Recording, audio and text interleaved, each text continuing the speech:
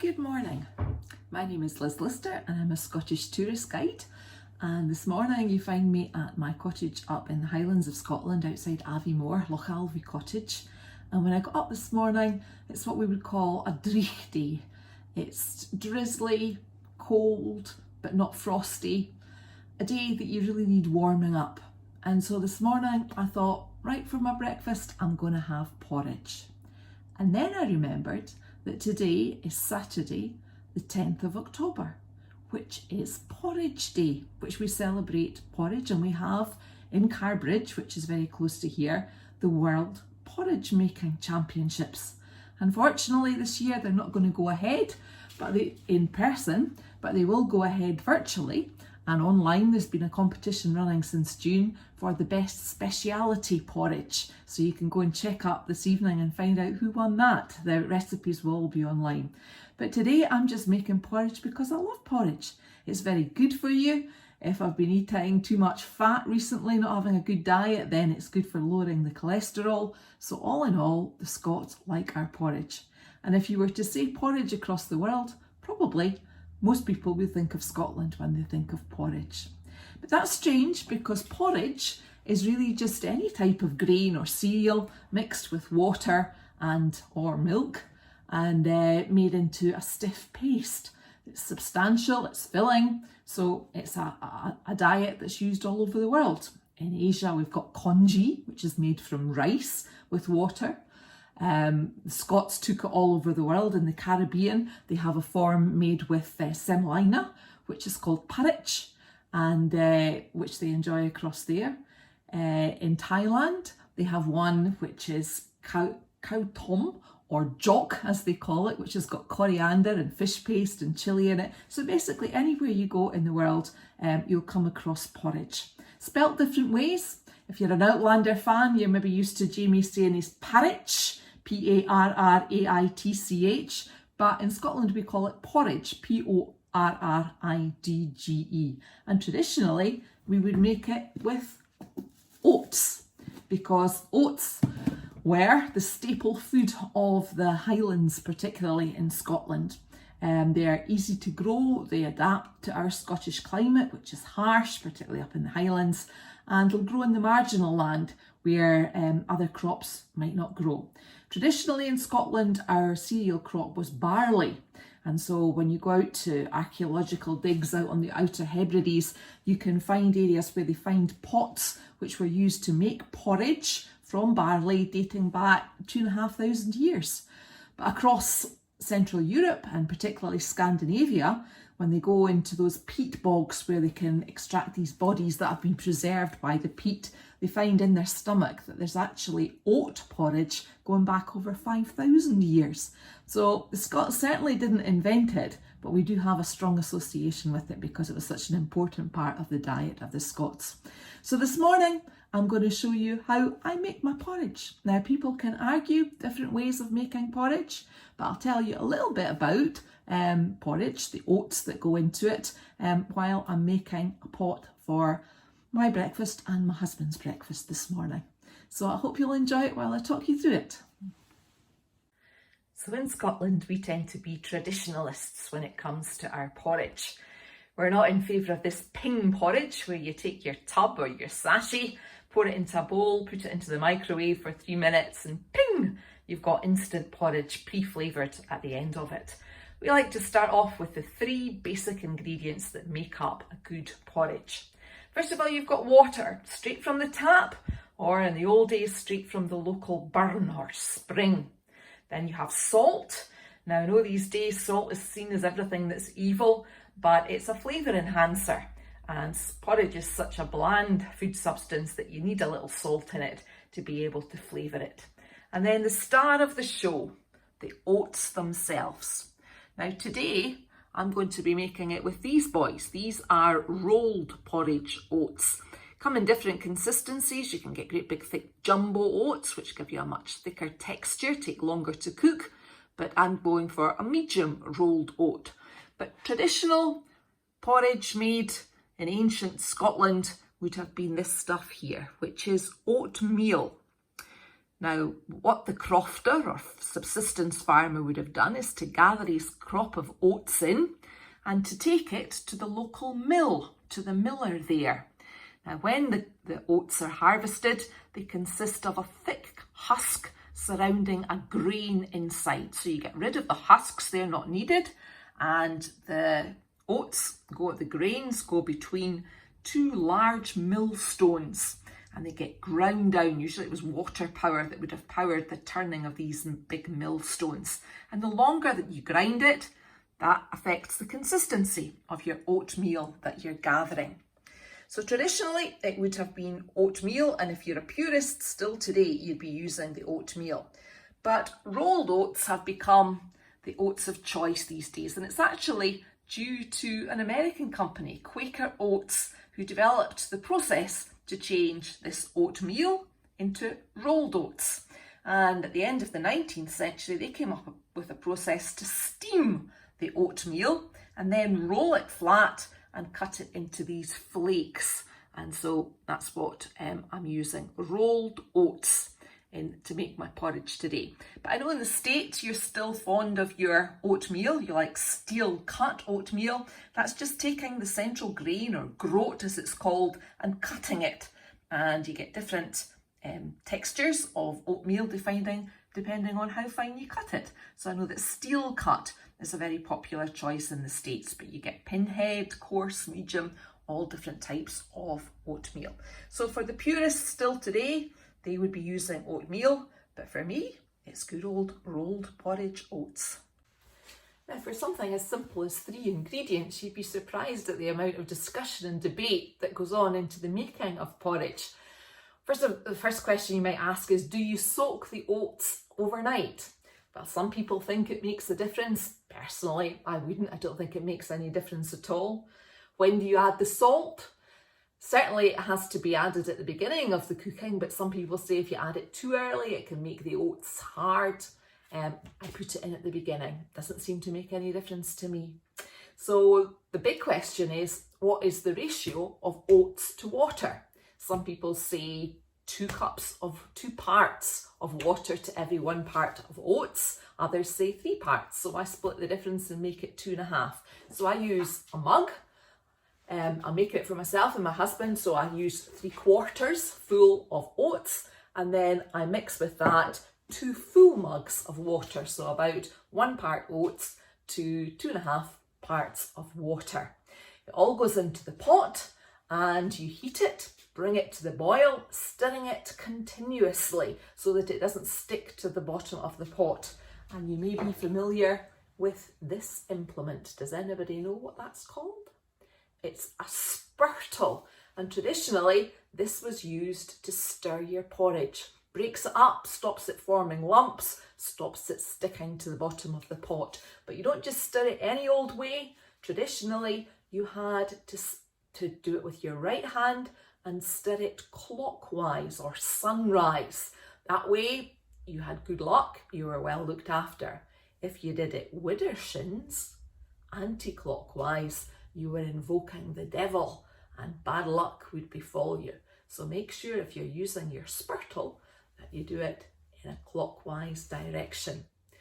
Just a piece of wood basically for stirring your porridge. I just use my trusty old wooden spoon. So into my pot goes my 3/4 mug of oats, followed by 2 full mugs of water. Some people like to use milk, some people use a mixture of half and half. I prefer it just with the water unless I'm using the jumbo oats.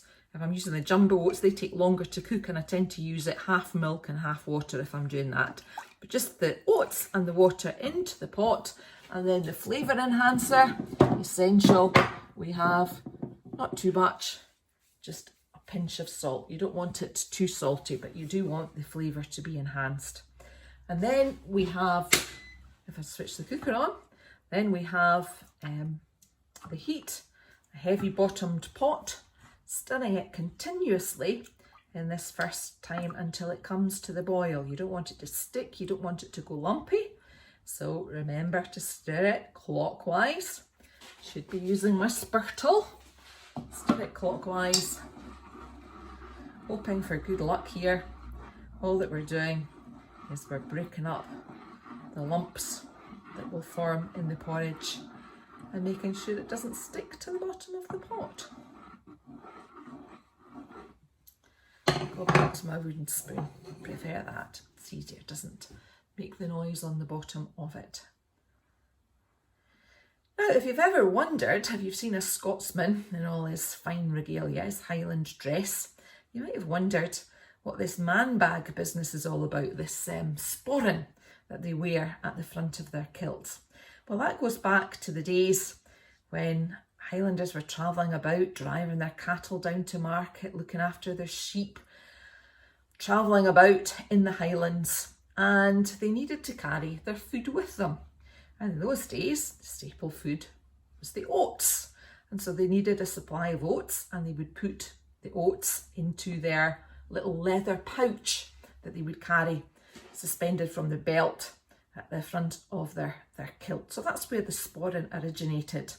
And when it was time for something to eat, they'd light a campfire, they'd get a heavy bottomed pot like this one, some kind of pot cooking utensil they carried with them. They'd put their oats in, get some water from the burn or spring and put it in to make a weak porridge called brose. If they were lucky, they might have a little bit of butter with them, and they would use that butter, put it in to give it a little bit of flavour and thickening to the brose that they were eating. Now, anything could be used to try and enhance the flavour. So if there was any green vegetation round about, they'd use that. So perhaps they might use nettle tops, or there might be some kale, which is a green cabbage growing in the fields nearby. So they'd put that to enhance the flavour, make it healthier as well. That was kale brose.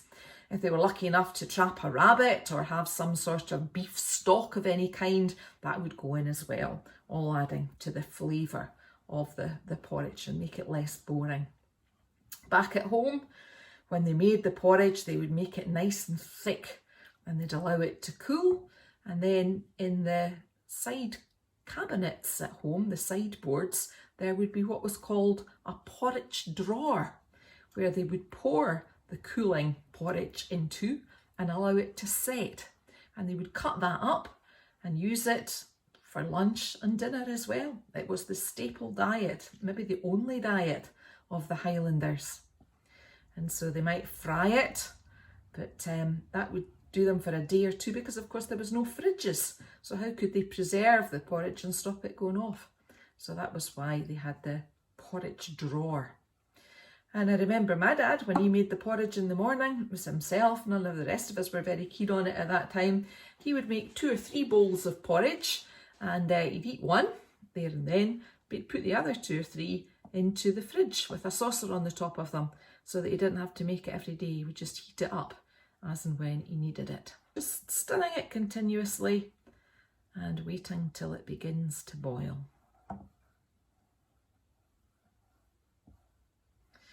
First time I ever went to the States, I made the mistake in the morning of mistaking grits for porridge.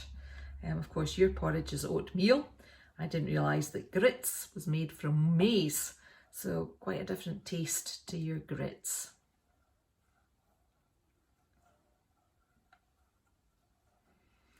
As I say, the World Porridge Championships should have been taking place at Carbridge today.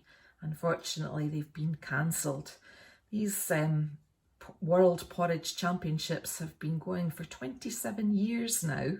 They started in 1993, it must have been. And they attract entries from all over the world. Last year, it was an English woman that won the title. And the years before that, the Swedes have been very successful in the porridge making. So you have to use the 3 basic ingredients, just oatmeal, water and salt. And then the judges, last year there was over 60 entries. The judges had to taste the 60 different types of porridge and decide which one they liked best. So that's the World Porridge Championships. They compete for the Golden Spurtle. That's the trophy that they win if they win that particular competition. But alongside that, there's also the speciality entries. And last year it was won by someone who made his porridge with pecans and Guernsey cream.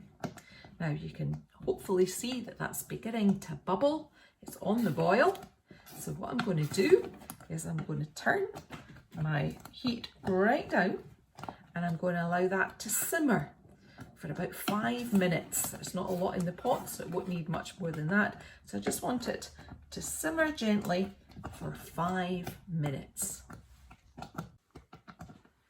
So my porridge has been simmering away here for 5 minutes and it's thickened up.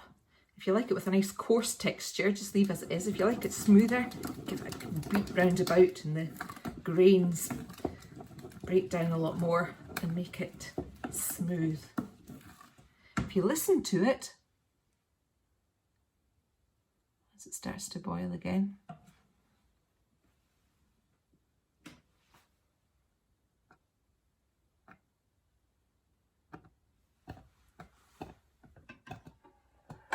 put you up closer, it's supposed to whisper, Perth, Perth, Gargunnock,